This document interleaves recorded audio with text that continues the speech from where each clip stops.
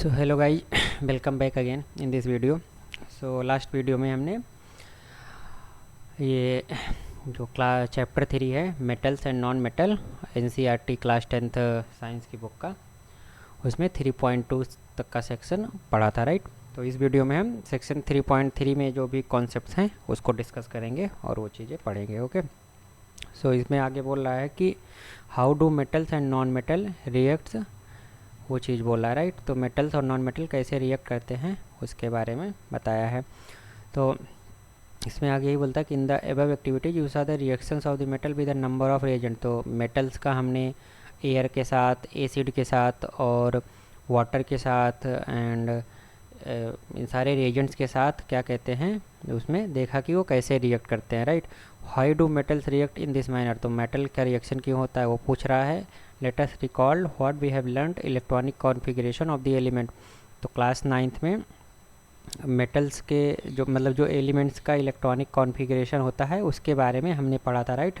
Nucleus होता है, nucleus के ऊपर इलेक्ट्रॉन्स बहुत सारे ऑर्बिट में चक्कर लगाते हैं, वो सब चीज़ें से बात कर रहा है। और जो लास्ट वाला जो सबसे आउटर ऑर्बिट होता है, सबसे आउटर ऑर्बिट में जो इलेक्ट्रॉन होते हैं उसको बैलेंस ऑर्बिट बोलते हैं। तो बैलेंस सेल होता है, तो उसमें जो इलेक्ट्रॉन रहते हैं वही बॉन्डिंग और रिएक्शन करने में वो कंट्रीब्यूट करते हैं, राइट। उन पे हमने नोबल गैसेज के बारे में पढ़ा था और हमने बैलेंस सेल वगैरह ये सब के बारे में पढ़ा था कि जो नोबल गैसेज होती हैं उनका जो बैलेंस सेल होता है, जो आउटर मोस्ट सेल होता है वो कम्प्लीटली फिल्ड होता है।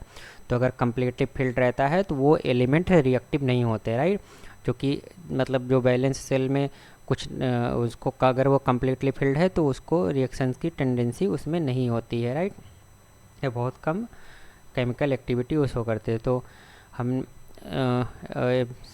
B therefore explain the reactivity of the element the tendency to attain a completely filled balance shell.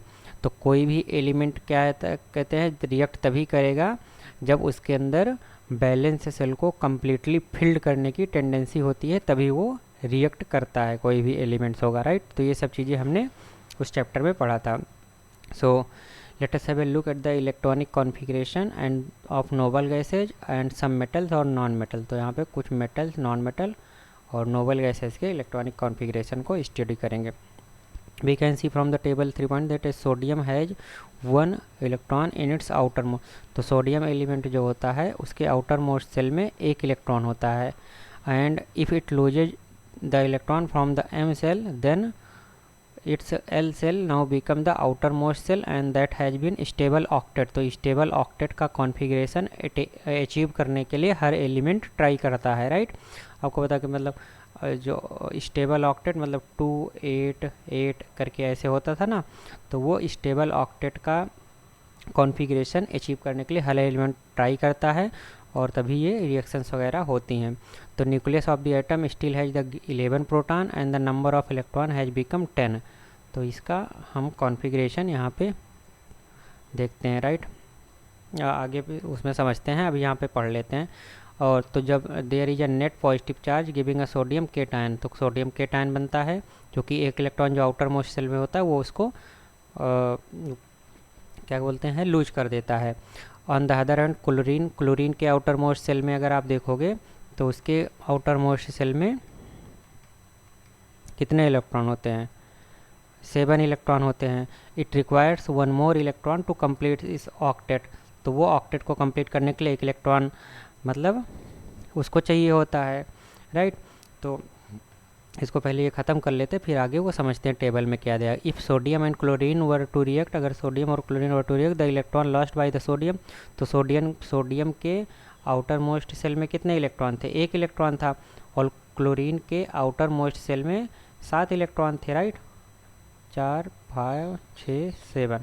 तो जब ये एक इलेक्ट्रॉन ये लूज कर रहा है वो इलेक्ट्रॉन इसको मिल जाएगा तो इसका भी ऑक्टेट कंप्लीट हो जाता है, जो कि इसके जो आउटर मोस्ट से जो इनर मोस्ट वाला होगा उसमें 8 इलेक्ट्रॉन ऑलरेडी थे, right.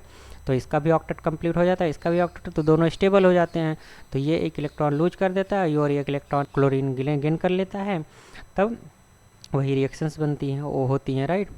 So could be taken by the chlorine after gaining the electron the chlorine has get atom gets a unit negative charge. जब ये कोई चीज़ देता है, जब ये इलेक्ट्रॉन दे रहा है तो इस पर पॉजिटिव चार्ज आ जाएगा, चूँकि ये धनी है तो प्लस का साइन आ जाएगा, और जब ये इलेक्ट्रॉन लेता है तो मतलब ये ऋणी है तो इस पर निगेटिव का साइन आ जाएगा। ओके, तो बट इसके न्यूक्लियस में, क्लोरीन के न्यूक्लियस में अभी भी 17 प्रोटॉन होंगे, और there are 18 electron in the K and L and M cell. This gives us chloride anion बन जाता है इस तरीके से। सो बोथ दो elements can have a give and take relation. So ये दोनों एलिमेंट में गिव एंड टेक रिलेशन, एक देता है और एक लेता है, वो रिलेशनशिप होता है। तो यहाँ पे जो एलिमेंट्स दिया गया है ऐसे बहुत सारे मेटल्स और नॉन मेटल का, राइट।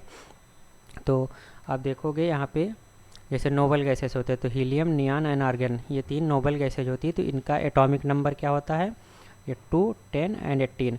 तो इसका जब सेल्स होती है ना, KLMN, ये सब क्लास 9th में हमने पढ़ा है। तो KLMN सेल में जो इसके इलेक्ट्रॉन्स का नंबर्स होता है वो इलेक्ट्रॉनिक कॉन्फ़िगरेशन यहाँ पे ऐसे शो करते हैं। तो जैसे हीलियम में 2 ही एटॉमिक नंबर 2 है, तो मतलब 2 इलेक्ट्रॉन। ये एटॉमिक नंबर क्या होता है, प्रोटॉन नंबर ऑफ प्रोटॉन की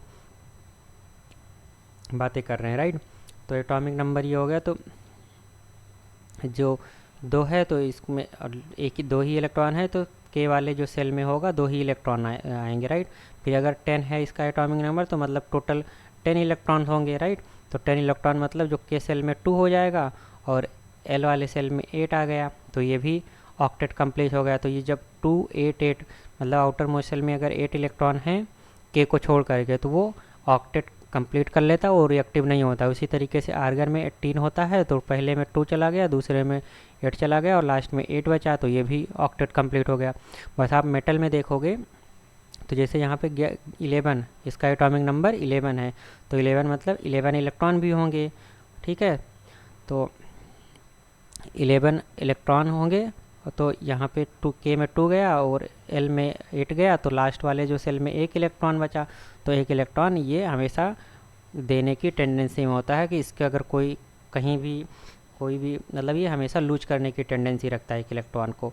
और जैसे मैग्नीशियम के आउटर मोस्ट सेल में 2 इलेक्ट्रॉन है, तो ये दो इलेक्ट्रॉन को लूज करके Mg+2 का बनने की टेंडेंसी रखता है। इसीलिए एल्युमिनियम के आउटर मोस्ट सेल में 3 इलेक्ट्रॉन होते हैं, तो वहाँ पे 3 इलेक्ट्रॉन लूज करने की टेंडेंसी होता है। उसी तरीके से पोटेशियम और कैल्शियम का भी आप देखोगे आउटर मोस्ट सेल में 1 और 2 इलेक्ट्रॉन है।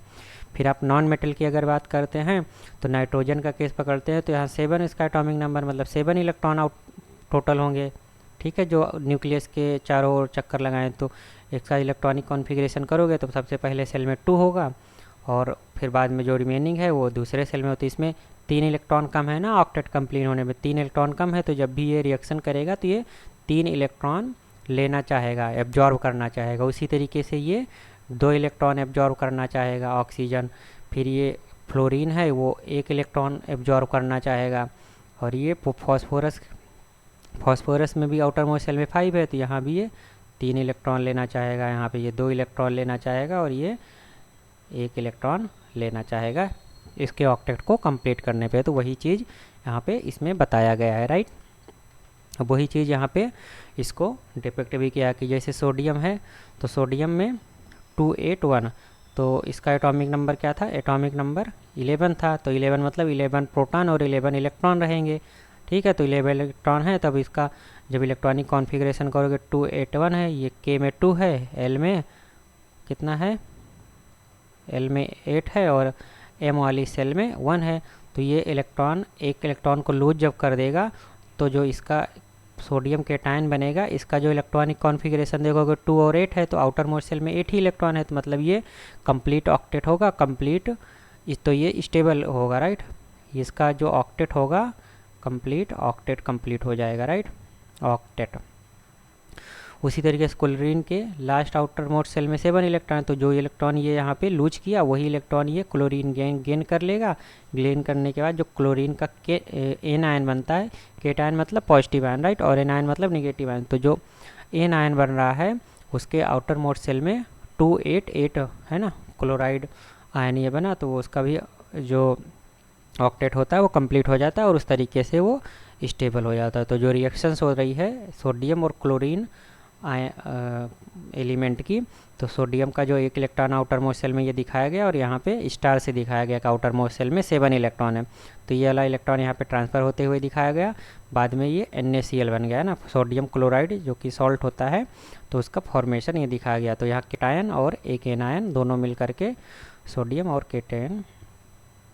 तो sodium and chloride ions being oppositely charge, तो ये दोनों जो सोडियम आयन और क्लोराइड आयन जो होते हैं वो अपोजिट चार्ज के होते हैं, राइट। एक पे प्लस चार्ज होता है, एक पे निगेटिव चार्ज होता है, राइट। एक केटायन होता है, एक एनायन होता है। वो एक दूसरे को अट्रैक्ट करते हैं, हेल्ड बाई मतलब एक दूसरे को अट्रैक्ट करते हैं और एक दूसरे के पास रहते हैं with the help of strong electrostatic forces of attraction, right. तो इलेक्ट्रोस्टैटिक फोर्स ऑफ अट्रैक्शन, ये चीज़ आप याद रखना है ना। तो यहाँ पे क्या है, इलेक्ट्रोस्टैटिक फोर्स ऑफ अट्रैक्शन है ना, ये इलेक्ट्रोस्टैटिक फोर्स ऑफ अट्रैक्शन ये चीज़ है। ये चीज़ आप माइंड में बैठा के रखना, मतलब ये टर्म याद रखना। इलेक्ट्रोस्टैटिक फोर्स ऑफ अट्रैक्शन की वजह से ये दो अपोजिट चार्ज वाले आयंस जो होते हैं वो अट्रैक्ट होते हैं। तो इसी तरीके से इलेक्ट्रोस्टैटिक फोर्स ऑफ रिपल्सन भी होगा, राइट। एक अट्रैक्शन का होता है, तो अपोजिट चार्ज जो होंगे प्लस माइनस वो अट्रैक्ट होंगे, और जो निगेटिव प्लस या निगेटिव वाले जो आयंस होंगे वो रिपल्सिव होंगे, रिपल्स करेंगे एक दूसरे को, राइट। तो ये वहाँ पे इलेक्ट्रोस्टैटिक फोर्स ऑफ रिपल्सन लगेगा। तो ये सोडियम क्लोराइड इस तरीके से एग्जिस्ट करता है। It should be noted that sodium chloride does not exist as a molecule. तो सोडियम क्लोराइड का मॉलिक्यूल नहीं होता, इसमें क्या होता है, एक पॉजिटिव आयन होता है और एक निगेटिव आयन होता है, राइट। मतलब सोडियम केटायन और क्लोरीन एन आयन या क्लोराइड एन आयन जो होता है, ये एक दूसरे के साथ इलेक्ट्रोस्टैटिक फोर्स ऑफ अट्रैक्शन के थ्रू बंधे हुए होते हैं और उसी तरीके से ये एग्जिस्ट करते हैं। ये मॉलिक्यूल तो नहीं बनता यहाँ पे, राइट। तो but aggregate of the oppositely charge ion, तो अपोजिटली चार्ज आयन मतलब पॉजिटिव आयन निगेटिव आयन के एग्रीगेट के रूप में ये मिलते हैं। तो जो हमारे घर में जो सॉल्ट वगैरह होता है वो मतलब जो NaCl का जो सॉल्ट है वो एक मॉलिक्यूल नहीं है, वो क्या है, वो दो आयंस को मतलब एक दूसरे को एक फोर्स के साथ इकट्ठा रहते हैं। तो वो सॉल्ट इस फॉर्म में रहता है, मॉलिक्यूल फॉर्म में नहीं रहता। मॉलिक्यूल फॉर्म में तब होता है जब वो मतलब बॉन्डिंग करते हैं, कोवैलेंट बॉन्डिंग। यहाँ पे आयन बॉन्डिंग होता है, तो आयन बॉन्डिंग से वो मॉलिक्यूल्स नहीं बनता है, right. Now let us see the formation of one more ionic compound. तो एक आयनिक कंपाउंड NaCl हो गया, दूसरा आयनिक कंपाउंड MgCl2 जो मैग्नीशियम क्लोराइड होता है उसका बनने का देखते हैं। तो अभी हमने ऊपर क्या देखा कि मैग्नीशियम के आउटर मोस्ट सेल में कितने इलेक्ट्रॉन होते हैं, 2 इलेक्ट्रॉन होते हैं। तो ये 2 इलेक्ट्रॉन को लूज करके इसके ऑक्टेट को कंप्लीट करना चाहेगा, क्योंकि अब ऑक्टेट में 2 और 8 है, तो 8 हो गया तो ऑक्टेट कंप्लीट हो गया, तो ये स्टेबल हो जाता है ये ना। तो यहाँ से मैग्नीशियम केटायन बनने की टेंडेंसी रहती है और कि मैग्नीशियम केटायन बनता है जब क्लोरीन इसके पास आता है। तो ये दोनों इलेक्ट्रॉन जो यहाँ पे इसने लूज किया है, तो क्लोरीन के जो एक आइटम मतलब क्लोरीन का एक एलिमेंट एक इलेक्ट्रॉन को एब्जॉर्ब करके उसका ऑक्टेट कंप्लीट कर लेता है। तो इसी तरीके से जब मैग्नीशियम केटायन के संपर्क में मतलब मैग्नीशियम के संपर्क में 2 क्लोरीन एलिमेंट्स आएंगे, तो एक एलिमेंट ये ले लेगा, दूसरा एलिमेंट मतलब दूसरा एक इलेक्ट्रॉन पहले एक वाला क्लोरीन एटम एलिमेंट ले लेगा, दूसरा वाला जो इलेक्ट्रॉन होगा वो दूसरा क्लोरीन का एटम ले लेगा। इस तरीके से 2 क्लोरीन एटम के ऑक्टेट कंप्लीट हो जाएंगे और मैग्नीशियम का भी ऑक्टेट कंप्लीट हो गया, तो MgCl2 बन गया। तो यहाँ से मैग्नीशियम क्लोराइड सॉल्ट का फॉर्मेशन हो जाता है, ओके। तो ये हो गया। The compound form in this manner by transfer of electron from a metal to non metal is known as ionic compound. तो इस तरीके से जो कंपाउंड बनते हैं उनको हम आयनिक कंपाउंड बनते हैं या इलेक्ट्रोवैलेंट कंपाउंड बोलते हैं। तो ये टर्म्स आप लोग याद रखना, राइट। इलेक्ट्रोवैलेंट कंपाउंड और आयनिक कंपाउंड दोनों सेम ही होता है, और ये कंपाउंड तब बनते हैं जब इलेक्ट्रॉन के ट्रांसफ़र होने से ये कंपाउंड बनते हैं ना। एक केटायन होगा और एक एनायन होगा, तो एक मतलब इलेक्ट्रॉन लूज करने वाला एलिमेंट होगा और एक इलेक्ट्रॉन एब्जॉर्ब करने वाला एलिमेंट होगा। तो जब वो दोनों एक दूसरे के कांटेक्ट में आएंगे तो इलेक्ट्रॉन का ट्रांसफ़र होता है और इलेक्ट्रॉन के ट्रांसफ़र से इस तरीके का कंपाउंड बनता है। तो हमने 2 एग्जाम्पल पढ़ा, NaCl और MgCl2, ये दोनों सॉल्ट में इलेक्ट्रॉन ट्रांसफ़र की वजह से कंपाउंड बनते हैं, तो इनको आयनिक कंपाउंड या इलेक्ट्रोवैलेंट कंपाउंड बोलते हैं। और ये कंपाउंड बनने के पीछे का जो फोर्स होता है वो इलेक्ट्रोस्टैटिक फोर्स ऑफ अट्रैक्शन की वजह से होता है, राइट। ये they are not the molecules, right, they are the aggregates of the ions, right. Ions एक ये यहाँ पे एक मैग्नीशियम का आयन है Mg+2 और यहाँ पे क्लोरीन के 2 आयंस हैं, तो ये आयंस के एग्रीगेट्स होते हैं। एग्रीगेट्स मतलब ढेर, ओके, मतलब आयंस के एग्रीगेट्स होते हैं। अब आयनिक कंपाउंड के प्रॉपर्टीज़ क्या होते हैं वो पढ़ते हैं। So properties of the ionic compound के लिए हमें यहाँ पे एक्टिविटी 13.13 मतलब 13 बोल रहा हूँ 3.13 दिया गया। उस एक्टिविटी में देखते हैं क्या दिया गया।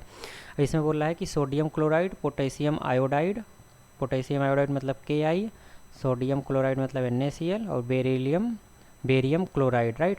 तो बेरियम क्लोराइड BaCl2, ये 3 सॉल्ट आपको लेना है और कोई भी सॉल्ट अगर आपके लेबोरेटरी में है तो वो भी लेना है।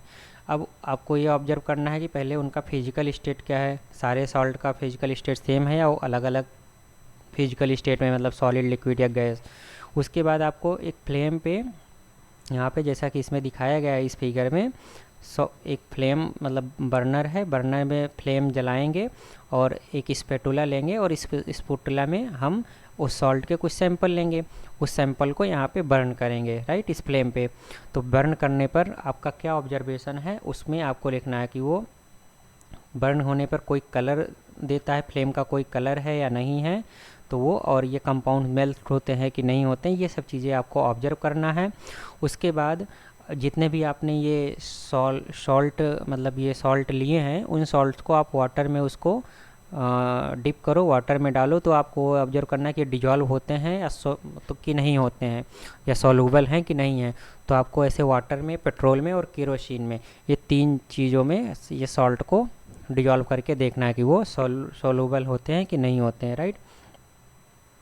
उसके बाद फिर आगे ये दिया गया एक सर्किट हमें बनाना है, जैसा कि ये फिगर 3.8 में दिया गया है। तो यहाँ पे फिगर 3.8 में तरीके से एक सर्किट बनाना है, उसमें हमें इलेक्ट्रोड लगाना है और सॉल्यूशन ऑफ दी 1 सॉल्ट, और जितने भी हमने 3 सॉल्ट लिए ना, 3-4 सॉल्ट, उस सॉल्ट का सॉल्यूशन इस बीकर में भरना है। जो हमने ये सेल बनाया है, सर्किट बनाया, तो यहाँ पे उस सॉल्ट का सॉल्यूशन लेना है। फिर हमें ऑब्जर्व करना है ये सारे सॉल्ट के लिए, राइट, एक एक सॉल्ट के साथ ये चीज़ हमें चेक करना है। तो इसमें जो सर्किट बनाया है, तो सर्किट में एक बैटरी है, फिर एक बल्ब है और एक स्विच है ऑन ऑफ करने के लिए, राइट, और ये एक बीकर है और इसमें ग्रेफाइट के इलेक्ट्रोड्स ले लिए। इलेक्ट्रोड मतलब ये इलेक्ट्रोड्स हो गए। तो और यहाँ पे जो सॉल्ट आपने लिया है उसका सॉल्यूशन है। तो आप जब इस यहाँ पे स्विच से ऑन ऑफ करोगे तो यहाँ पे बल्ब ग्लो हो रहा है या नहीं हो रहा है अलग अलग सॉल्ट में, वो चीज़ आपको देखना है, ओके। फिर आप ये ऑब्जर्वेशन आपको करना है, ओके। बट उसके पहले यहाँ पे एक टेबल दिया गया है, उस टेबल को डिस्कस कर लेते हैं। देन इस एक्टिविटी जो 3.13 की जो एक्टिविटी है, इससे रिलेटेड जो ऑब्जर्वेशन से कंक्लूजन है, we will see it after that.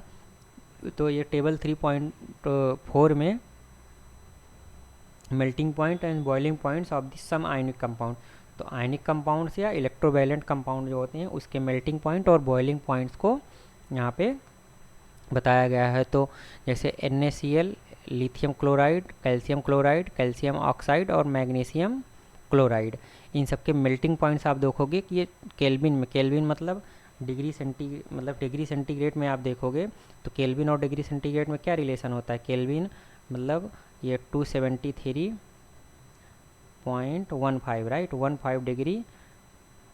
अगर के डिग्री मतलब 273 और यहाँ पे डिग्री, तो डिग्री वाला जो टेम्परेचर दिया है उसमें 273 ऐड करोगे तो उससे हमें केल्विन मिलेगा।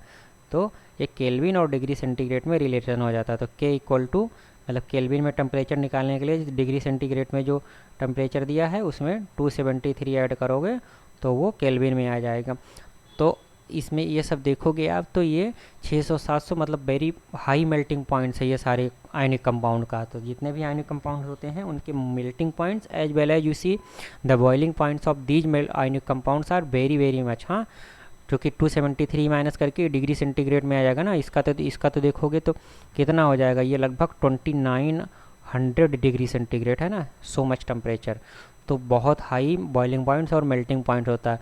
सो here you one thing you are observing that I have marks in the yellow colour that this oxide other ionic compounds are the chloride of the metals, right? Chloride salt है, but ये एक है कि oxide वाला salt है, calcium oxide. तो calcium oxide में आप देखोगे इसका मेल्टिंग पॉइंट और boiling points are so much, बहुत हाई है, it is very high. Okay, तो अभी हमने जो 3.3 में 3.13 एक्टिविटी परफॉर्म किया था, उसके बेसिस पे जो ऑब्जर्वेशन हुआ था उससे रिलेटेड कंक्लूजन निकालते हैं. तो general properties of the ionic compound से रिलेटेड दिस एक्टिविटी थी, तो उससे रिलेटेड है. तो फिजिकल नेचर पहले ऑब्जर्व करने के लिए बोला था, तो आयनिक कंपाउंड्स आर सॉलिड, ये हमने ऑब्जर्व किया. जितने भी आपने आयनिक कंपाउंड बोला था लोगे तो सब सॉलिड स्टेट में, सबके फिजिकल स्टेट क्या है, सॉलिड है.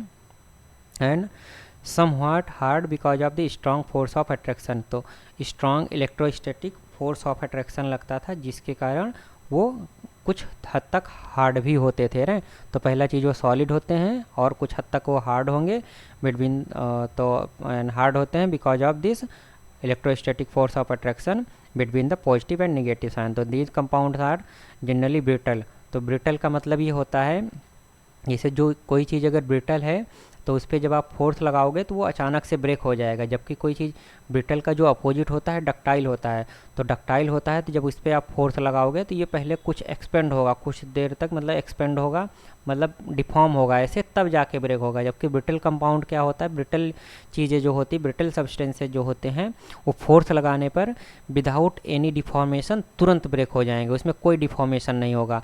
तो एग्जाम्पल के लिए अगर देखो तो चौक अगर लोगे, राइट, चौक होता है जो जिससे हम बोर्ड पे लगते हैं, उसको पे आप फोर्स लगाओगे वो अचानक से तुरंत ब्रेक हो जाता है. बट अगर हम कोई मेटल की स्ट्रिप लेते, कोई वायर लेते, उसको आप खींचोगे तो पहले थोड़ा सा लंबा होगा, लंबा होगा, लंबा होकर के पतला होगा, मतलब काफ़ी टाइम के बाद ही जा कर के ब्रेक होगा. तो ये ब्रिटल और डक्टाइल दो चीज़ें होती हैं, इसको आप समझ गए होंगे. सो जो आयनिक कंपाउंड्स होते हैं वो ब्रिटल होते हैं generally, and break into the pieces when the pressure is applied. तो जब प्रेशर अप्लाइड करते हो तो तुरंत पीसेज में ब्रेक हो जाते हैं. तो ये हो गया. तो फर्स्ट ऑब्जर्वेशन फिजिकल नेचर से रिलेटेड है, तो ये हमने समझ लिया आयनिक कंपाउंड का फिजिकल स्टेट क्या होता है. Then melting and boiling points जो होते हैं वो अभी हमने वो टेबल भी ऊपर देखा ना, टेबल 3.5 की, जितने भी आयनिक कंपाउंड्स वहाँ पे थे सबके melting points and boiling points are too much, हाँ बहुत ही ज़्यादा था. And this is because a considerable amount of energy is required to break the strong inter ionic attraction. तो हमने बताया कि दो आयंस होते हैं, दो आयंस के बीच में इलेक्ट्रोस्टैटिक फोर्स ऑफ अट्रैक्शन होता है, that is very strong force of attraction, right. तो इतने स्ट्रॉन्ग अट्रैक्शन फोर्स को ब्रेक करने के लिए आपको बहुत सारी एनर्जी रिक्वायर्ड होती है, मतलब एनर्जी मतलब हीट एनर्जी, राइट.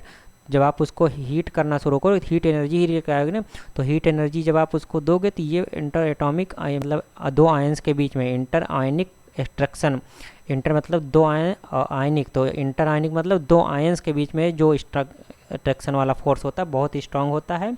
इसके लिए बहुत ही ज़्यादा हीट एनर्जी की ज़रूरत पड़ती है. तो बहुत ज़्यादा हीट एनर्जी मतलब बहुत ज़्यादा आपको टेम्परेचर बढ़ाना पड़ेगा. तो इसके लिए मतलब कि बहुत ही हाई मेल्टिंग पॉइंट्स और बॉइलिंग पॉइंट्स होते हैं आयनिक कंपाउंड के. तो ये चीज़ यहाँ पे हो गया.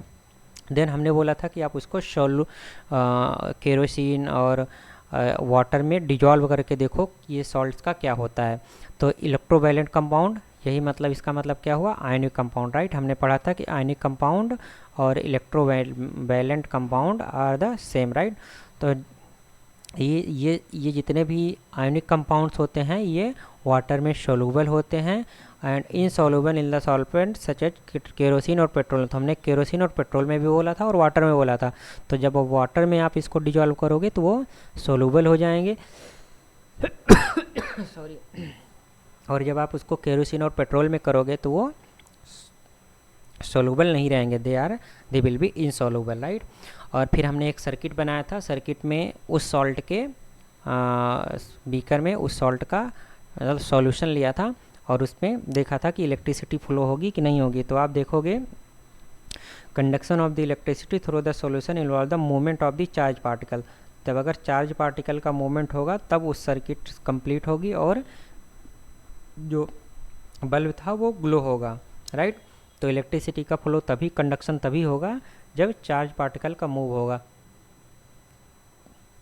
तो जो सॉल्यूशन होता है आयनिक कंपाउंड का इन वाटर कंटेन्स आयन, चूँकि अभी हमने ऊपर देखा ना ये थर्ड वाले पॉइंट में कि आयनिक कंपाउंड को जब वाटर में हम डालते हैं, डिजॉल्व करते हैं, तो वो उसमें सॉल्व हो जाते हैं, राइट, सॉल्युबल होते हैं।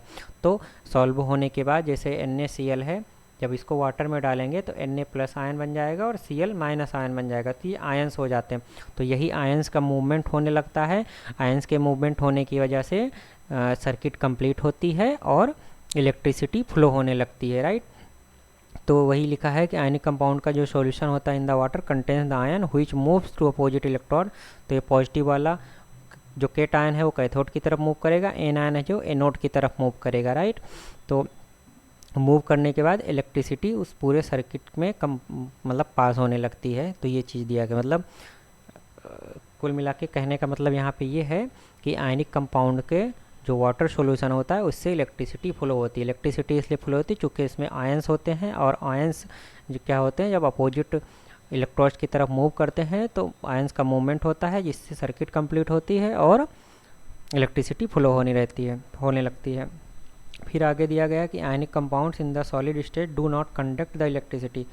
तो सॉलिड स्टेट में वो कोई भी इलेक्ट्रिसिटी नहीं कंडक्ट करेंगे, राइट। ये चीज़ आप मार्क रखना पॉइंट है ना, सॉलिड स्टेट में नहीं करेंगे, केवल वो सॉल्यूशन जब बनाएंगे कोई भी आयनिक कंपाउंड का वाटर में जो सॉल्यूशन बनाएंगे तभी इलेक्ट्रिसिटी फ्लो होगी, अदरवाइज सॉलिड स्टेट में कोई भी इलेक्ट्रिसिटी फ्लो नहीं होगी, because the movement of the ions in the solid state is not possible. तो चूँकि सॉलिड स्टेट में क्यों नहीं इलेक्ट्रिसिटी कंडक्ट होगी, बिकॉज आयंस का मूवमेंट नहीं होगा, जबकि जब लिक्विड स्टेट में या जब ये सॉल्यूशन बनाते हैं उसका वाटर में तो वहाँ पे आयंस बनते हैं और आयंस का मूवमेंट होता है, and because of this movements of the ion क्या कहते हैं, इलेक्ट्रिसिटी फ्लो होती है। जबकि सॉलिड स्टेट में there is no possibility of the movements of ion, so and that's why there will be no conduct of electricity in the solid state. तो ये दिया गया है, right. But ionic compound conduct the electricity in the molten state. Molten state मतलब उसको पिघला दिया जाएगा, लिक्विड स्टेट में चले जाएंगे तब वो फ्लो करेंगे। This is possible in the molten state since the electrostatic force of attraction between the opposite charge ions are overcome due to the heat. तो एक तो हो गया कि हम वाटर में उसका सॉल्यूशन ले लिए तब तो फ्लो होगा, ये तो हमने एक्सपेरिमेंटली और एक्टिविटी के थ्रू भी देख लिया था। फिर हमने देखा कि सॉलिड स्टेट में there will be no conduct of the electricity. Molten state में मतलब आप उसको इतना हीट किए कि वो पिघल गया, पूरा का पूरा कंपाउंड पिघल गया। तो पिघलने पे क्या होता है कि उनके बीच का जो फोर्स होता है, फोर्स ऑफ अट्रैक्शन होता है, वो बाकी कम हो जाता है। तो फोर्स ऑफ अट्रैक्शन जो होता है वो इलेक्ट्रोस्टैटिक फोर्स ऑफ अट्रैक्शन कम होने के कारण आयंस का मूवमेंट सम एक्सटेंट तक अलाउ होता है, and because of that movements of the ion क्या कहते हैं, इलेक्ट्रिसिटी कंडक्ट होने लगती है। तो मोल्टन स्टेट में भी इलेक्ट्रिसिटी कंडक्ट होगी और सॉल्यूशन बनाएंगे वाटर में तब भी कंडक्ट होगी electricity, but in the solid state there will be no conduct of the electricity, right. Okay, so ये हो गया। उसके बाद इस कॉन्सेप्ट से रिलेटेड कुछ क्वेश्चन हैं। तो हमें इलेक्ट्रॉन डॉट स्ट्रक्चर, तो जो ये स्ट्रक्चर हम देख रहे थे, राइट, ये स्ट्रक्चर देख रहे थे ना कि यहाँ पे एक इलेक्ट्रॉन है और एक क्लोरीन में ऐसे 7 बनाए थे, ठीक है, 4, ये तो 8 बन गया, राइट, एक काट दो। तो ये 7 इलेक्ट्रॉन बनाए थे, तो वो जो स्ट्रक्चर होता है वो इलेक्ट्रॉन डॉट स्ट्रक्चर उसको बोलते हैं। तो हमें सोडियम, ऑक्सीजन और मैग्नीशियम के लिए वो चीज़ बनाना है, इलेक्ट्रॉन डॉट स्ट्रक्चर, और ये आपने क्लास 9th में भी पढ़ा है। अगर आपको डाउट लगता है तो आप बताना, I will try to draw it. Okay, so एक मैं बता देता हूँ, जैसे मान लो मैग्नीशियम ले लेते हैं, तो मैग्नीशियम का एटॉमिक नंबर क्या होता है, 12 होता है। तो इसका इलेक्ट्रॉनिक कॉन्फ़िगरेशन देखोगे 282 होता है। तो इसमें सबसे पहले अंदर में एक न्यूक्लियस होता है, तो एक सेल हो गया के सेल, जिसमें कि 2 इलेक्ट्रॉन होंगे, राइट। फिर उसके बाद एल वाला सेल है, के एल एम एन होता है ना, तो के एल एम और एन ऐसे होता है ना, तो के सेल में 2 इलेक्ट्रॉन होंगे और ये न्यूक्लियस होगा। और एल वाले सेल में 8 इलेक्ट्रॉन होंगे, 2, 3 है ना, तो 3 हो गए, 4, 5, 6 and 7, and then the outer mode, sorry यार ये okay, just a minute, I will draw it again, don't worry. Then outermost shell for this magnesium element is M, where there will be 2 electrons only. तो ये electron dot structure हो गया for this magnesium, right. तो इसी तरीके से आप oxygen और सोडियम का भी बनाना ट्राई करना, ओके। फिर आगे ये पूछता है कि so the formation of sodium oxide and magnesium oxide by transfer of electron. तो जैसा कि हमने सोडियम क्लोराइड के लिए पढ़ा था और मैग्नीशियम क्लोराइड के लिए पढ़ा था, वो वैसे ही आपको Na2O और मैग्नीशियम ऑक्साइड के लिए। तो यहाँ पे जैसे सोडियम के लिए क्या था, सोडियम के 1 इलेक्ट्रॉन होता था, राइट। तो 1 इलेक्ट्रॉन यहाँ पे जाता था। ऑक्सीजन में कितने आउटर मोस्ट सेल में, आउटर मोस्ट सेल में 6 इलेक्ट्रॉन होते थे, राइट। तो अगर मैं यहाँ पे डायरेक्ट वैसे ही ड्रॉ करता हूँ जैसे कि दिया गया है, तो ये ऑक्सीजन हो गया, sorry teach I am making it too big, हाँ। तो ये ऑक्सीजन हो गया। ऑक्सीजन के आउटर मोस्ट सेल में 6 इलेक्ट्रॉन है, राइट। तो यहाँ पे हमने कितने बनाया, 4 और ये 6 हो गया, राइट। अब यहाँ पे 6 है, यहाँ पे 1 है, तो यहाँ पे मतलब ऑक्टेट कंप्लीट करने के लिए 2 सोडियम आयन चाहिए। तो 2 सोडियम आयन से 1 इलेक्ट्रॉन इधर गया, 1 इलेक्ट्रॉन इधर गया। तो यहाँ पे Na प्लस आयन के 2 एलिमेंट लगेंगे और ऑक्सीजन के 1 एलिमेंट लगेगा, राइट। बाकी ये 6 रहे और 2 यहाँ से आए और इसमें से 2 गए, तो ये Na2O बन गया। इसी तरीके से आप MgO का देखोगे तो Mg का +2 होता है।